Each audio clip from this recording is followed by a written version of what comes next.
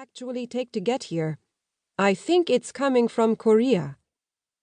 I lifted my eyebrows, but I didn't bother asking for an explanation.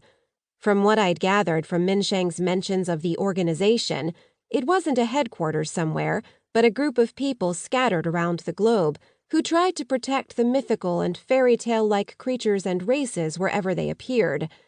That included me. Only 8 weeks ago, I'd thought I was a normal person, but now I knew I was anything but. The organization had tested samples of my DNA. I was part dragon, part elf, and part human. If I'd known who my real parents were, I'd have asked them why I'd only learned this in my late 20s.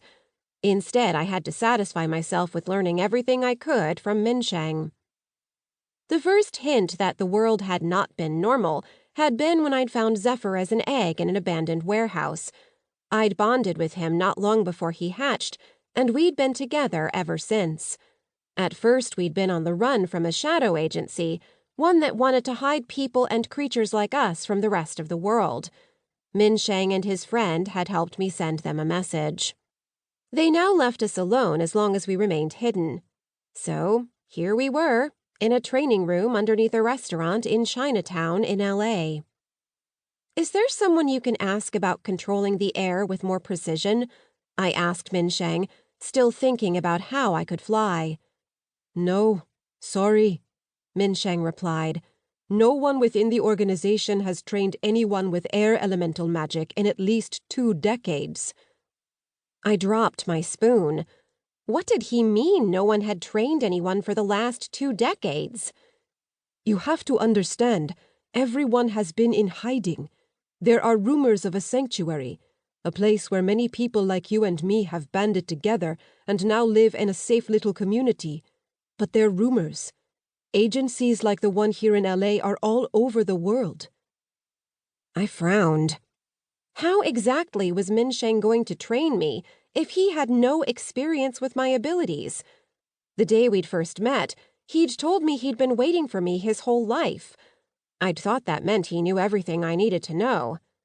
But over the last few weeks, I'd realized that in some matters he was as deep in the dark as I was.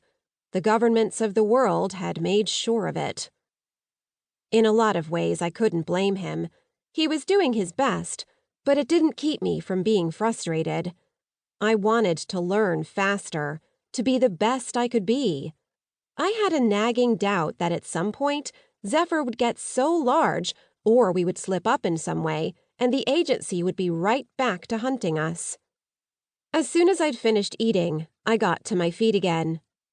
"Before you go right back to learning to fly, I did get one new thing from the organization today," Minsheng said. He went over to a small cupboard at the end of the room and pulled out a package. It was already open, and he showed me the contents. "This belongs to you," Minsheng said as he held up a necklace. "At least the organization believes it does." I took it from him, surprised at first that the metal the chain was made of was warm. It seemed to tingle against my skin. I reached for the pendant, turning it so I could see the front. Wrought in the same metal was a dragon eye with a white gem set into its center. As I rested it against my palm, the gem seemed to glow. "It's enchanted. Although as an elf you heal quicker than most, while wearing this, a lot of your natural elven abilities and your link with Zephyr should be enhanced. Think of it as a signal booster to everything elven." "But how do they know it is mine?" I asked. "It belonged to Tuviel. As her strongest living relative the organization knows about, they thought you'd better have it." My mouth fell open. I'd just inherited something extremely valuable. I looked for a clasp to put the necklace on, but there was none.